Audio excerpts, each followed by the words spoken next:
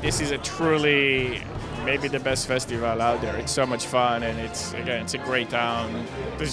There's no negatives, only positives. These big franchise movies, I feel like, I don't know, we wanted to kind of lift the curtain on what it actually feels like to be working on them. I feel like there's still a certain amount of veneer and sort of mystery to them in terms of how these huge things actually come together. And to actually show the people who are invested in it and who are making it creatively, or showing up every day and doing their work on set, that's the kind of stuff we wanted to give people a glimpse of. Filmmakers are human beings, and they're not these superhumans that you often see.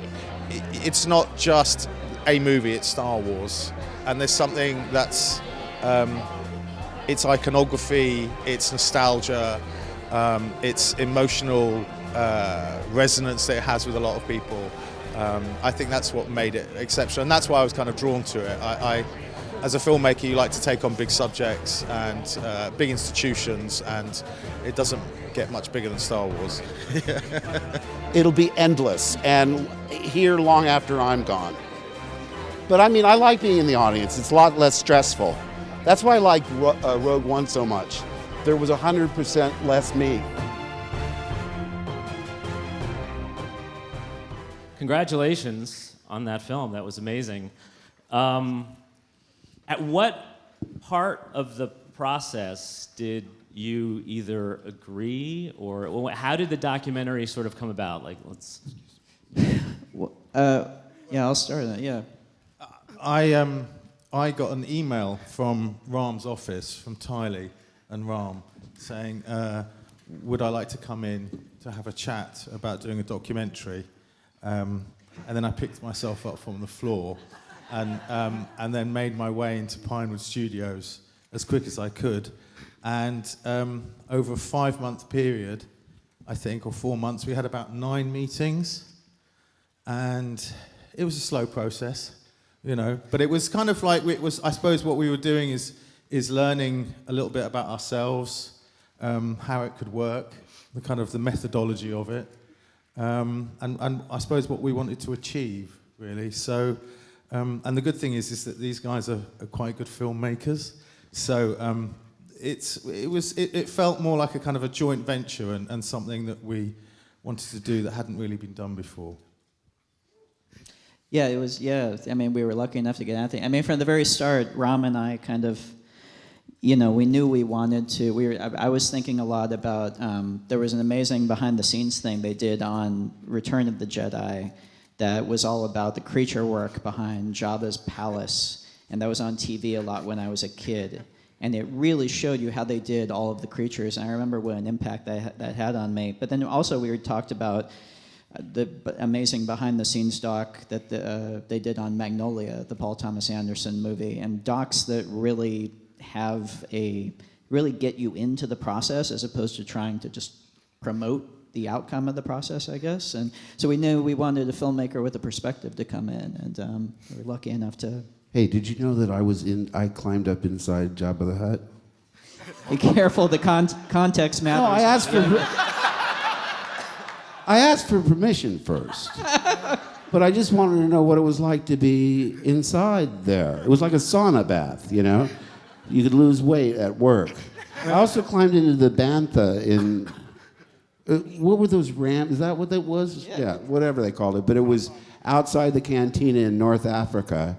And I went inside, and the inside was all paper mache with newspapers. I thought there were elephants underneath. There was what? Wasn't there actual animals underneath those? Well, there were elephants, but that was... What did you crawl inside? No. What was that? That was second unit back Okay, after right. I'd left. Okay. But the one that was mechanical, the head moved. It was all like a crowbar inside. But the odd memory I have is that since it was covered with paper mache inside, I had a little flashlight, and I read a review sideways of David Bowie's concert in Paris. I thought, that's a movie memory I'll never forget. You guys were taking on so much. I mean, obviously, and you opened the door to the process, which is, I mean, first of all, you've obviously got a lot of weight on your shoulders for what's happening in terms of the filming. but then you're mic'd all the time, and you're being followed all the time, and you're opening yourself up to doubts and having people hear doubts. Is there the point where you just forgot about that, or was it just was it always present? Yeah, we were, and that's the other big part about what these guys did. Not only the footage, but they radio mic'd all of us up every single day on set, and we wore a radio mic all day long. And the sound and what they got was a big part of it. And I had always, documentaries have always been magic to me because I always am baffled by how they can get such intimate moments with a camera sitting there. And it is weird, it is so strange though when you're going about your work over this like 6-month period, how these guys just disappear, how quickly you forget that they're there, which is terrifying and kind of insidious, but it's wonderful. I mean, but that was what we were after from the start. We were like, well, even if something awful does happen, I don't know if you were kind of waiting for you were at like a NASCAR race hoping for a crash or something, but to make a more interesting doc. But even if something like that happened, it's like, well, at least we'll have a doc of it. If this all goes tits up, at least we'll have a good doc at the end. And to your credit, it was incredibly intimately done. You feel present, which sometimes doesn't happen in documentaries, and I think you did an amazing job at that. I think if I don't open the crowd to questions, they will run at us at the stage. So let's start right there, sir. Sure. Hi, Ryan. My question is, at the beginning of the documentary, soon after you were announced as the director, George Lucas wanted to talk to you, and I was curious if you could share any of that conversation, or any advice he gave. And Mark, same question for you. During production, was George Lucas in touch with you, and did he give any advice?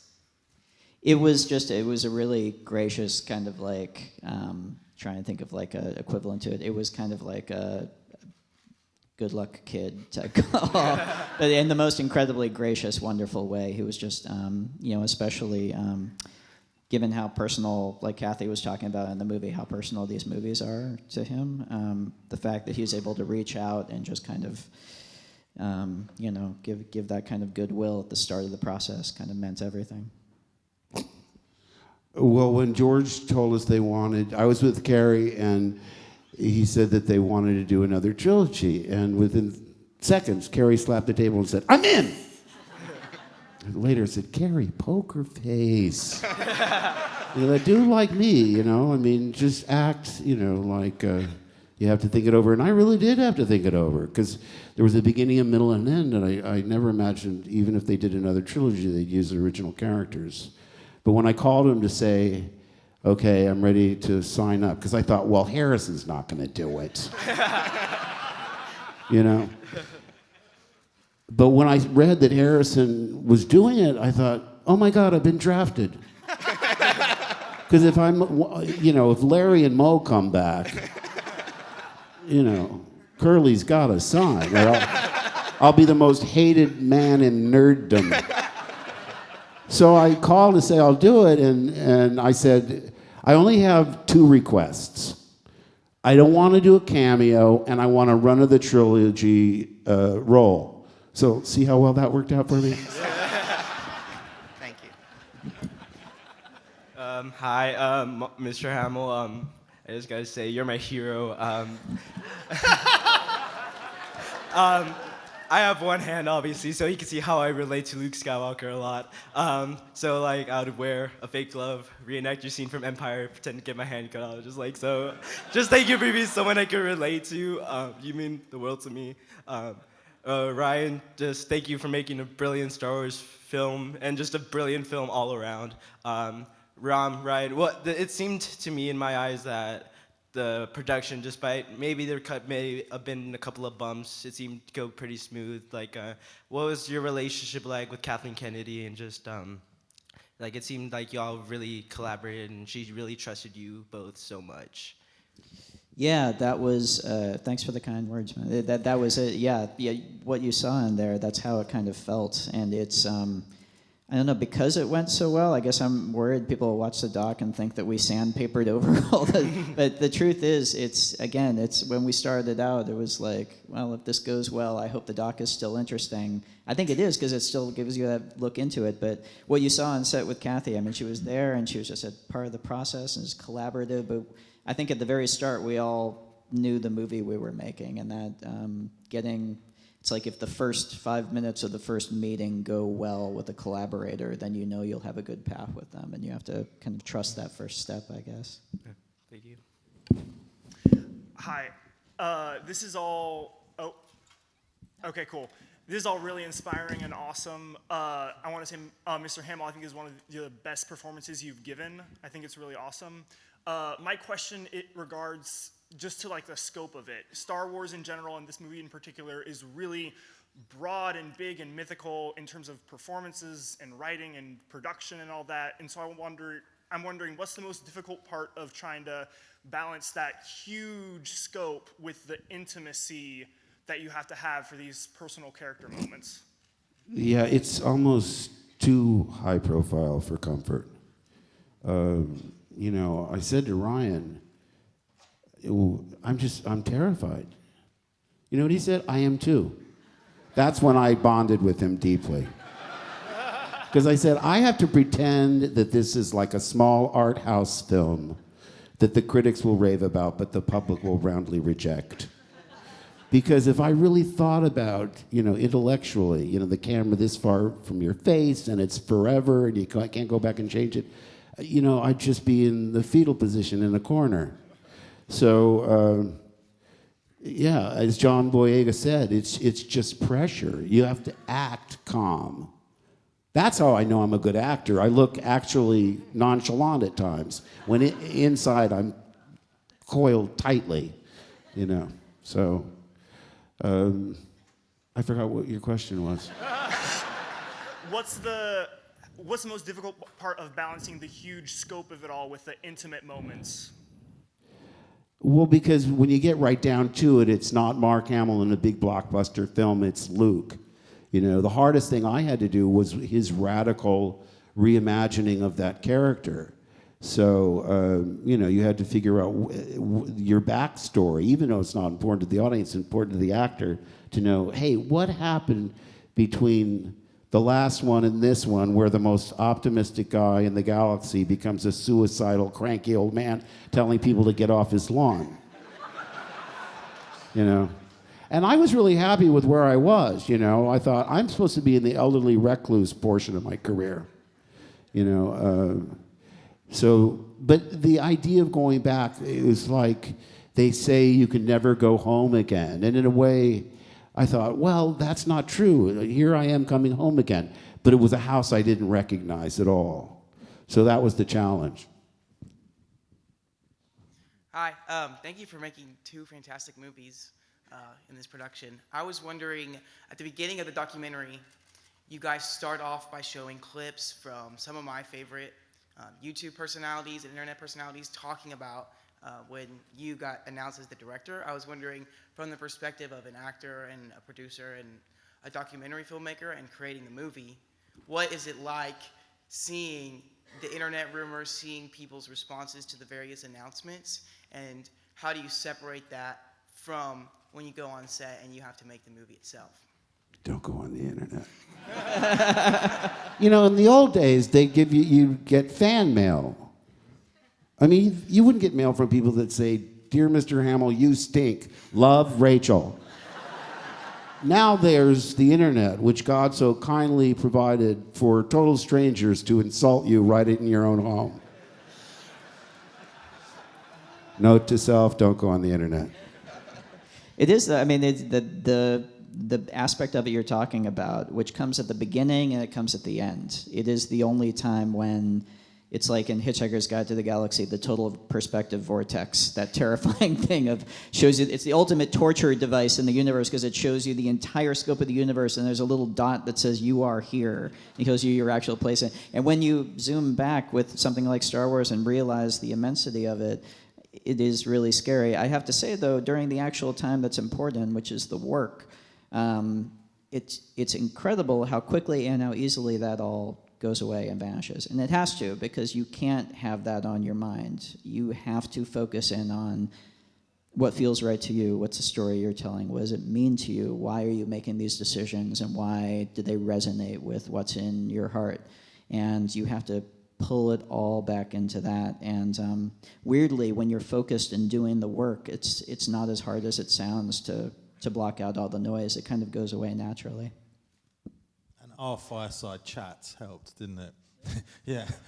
But I mean, it's quite interesting because actually, as a kind of as someone from the outside looking in, and obviously always asking that about that perspective, you're right.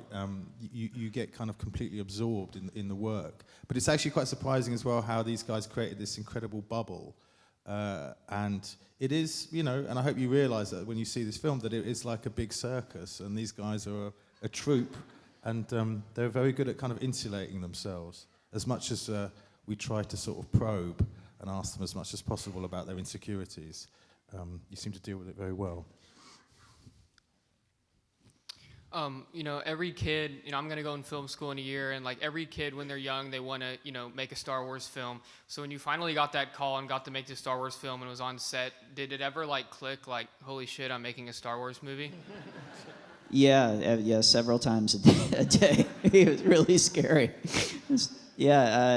But it's weird though, like because you have those moments, and then those moments happen, but then for the majority of the day, it's like I said before, it is strange. Like when you're actually doing the work, everything else just vanishes. The same way it does when you're making a student short, when you're shooting a low-budget movie or shooting a regular budget, anything. When you're doing creative work, there's not a lot of room for other stuff in your head. At least there isn't in mine. But but yeah, man, those moments.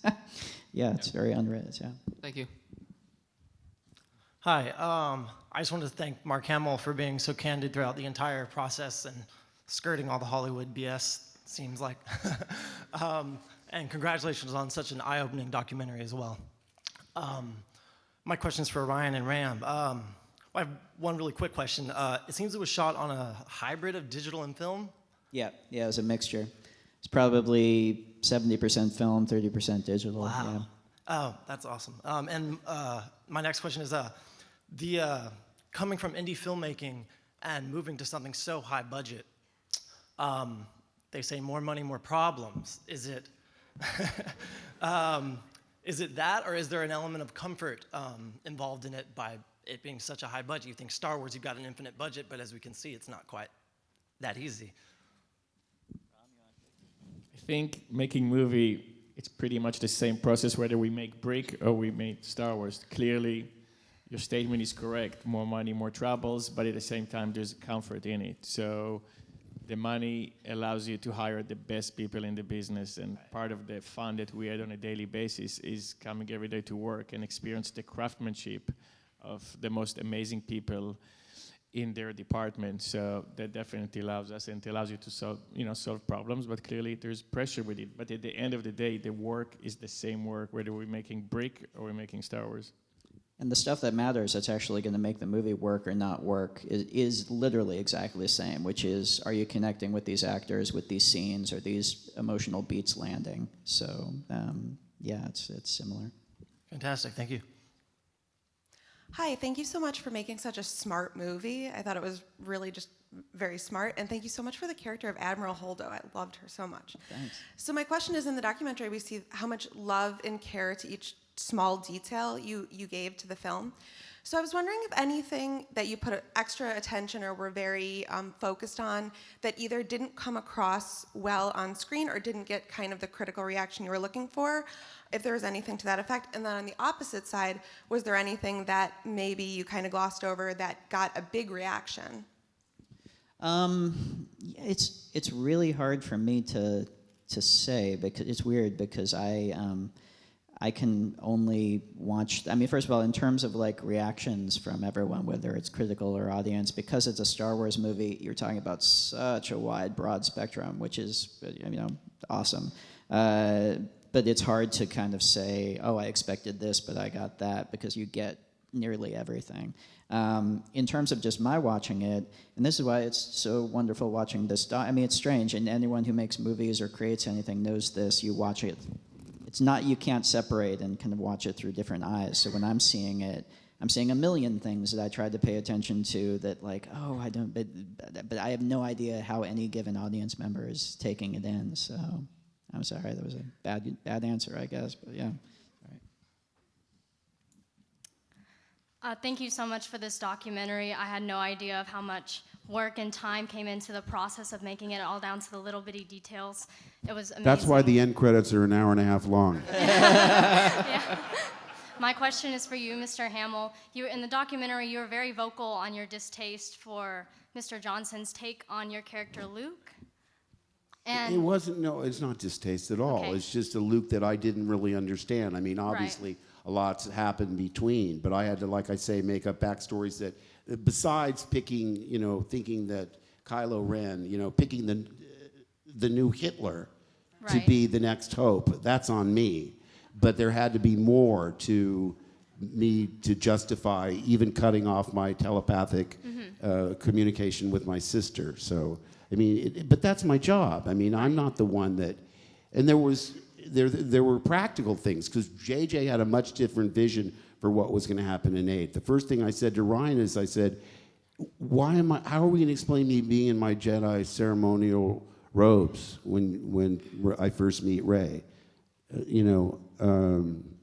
Things like that, to make sure that, there was a flow. And the other thing that I think is, I don't know, in the context of how this has all been framed, you have to snap your head back and remember this process happens on every single movie with characters. It's always a dialogue between the director and the actor, and that's a healthy thing. You always butt heads with the actors over, yeah, absolutely. And so it is a fascinating part of this process. Remember when I called you up and was panicking? I said, did they take out the floating boulders? Yeah, absolutely, yeah.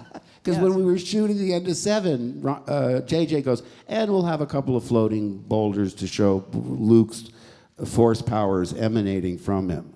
And I read 8 before 7 came out. So I called Ryan in a panic. I said, do you know they're going to put in floating boulders? Get them out! Because it won't match your script. Plus, I thought, oh, great, I'm going to have the force oozing out of every orifice of my body in 8. I'll be knocking down ATTs like dominoes with a raising an eyebrow.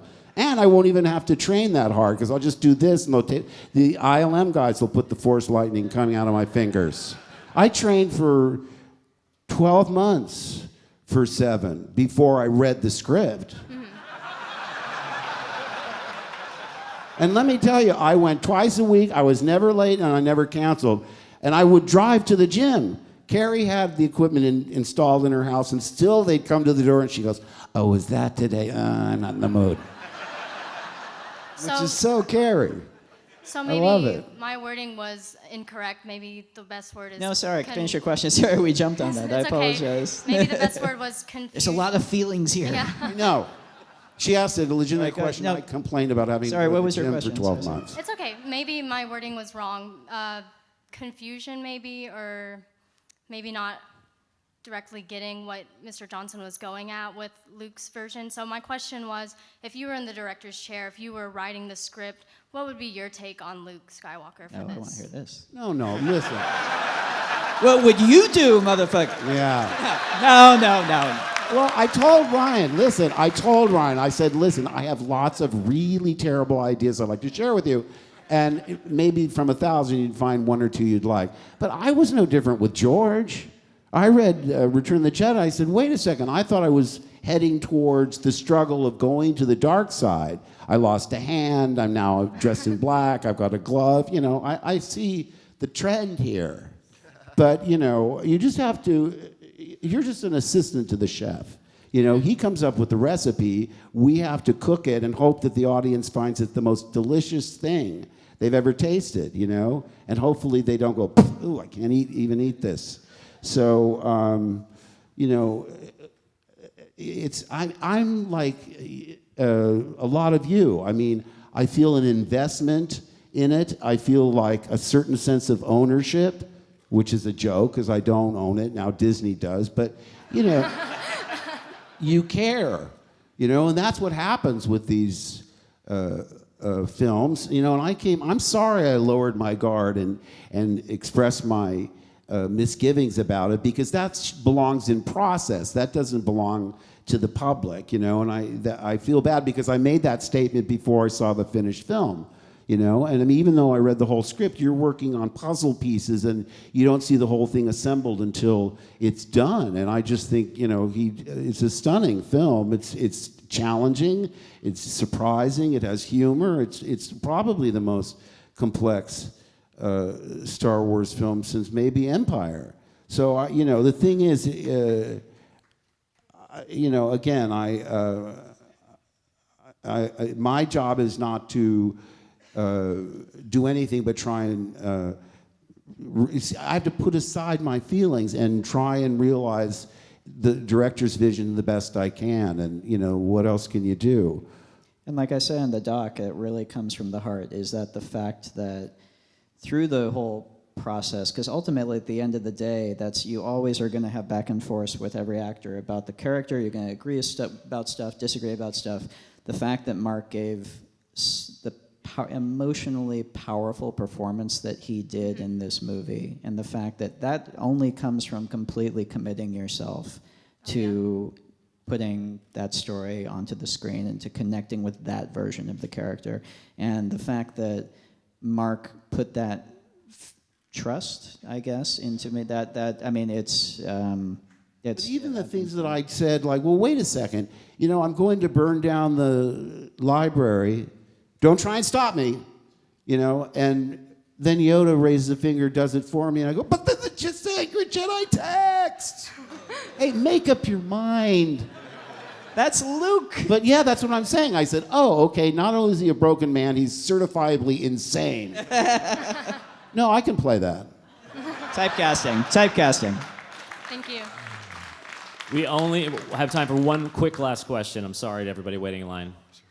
Absolutely. First of all, thank you guys for coming to Austin to show this. It feels like an absolute dream. Yeah, thank you, Austin.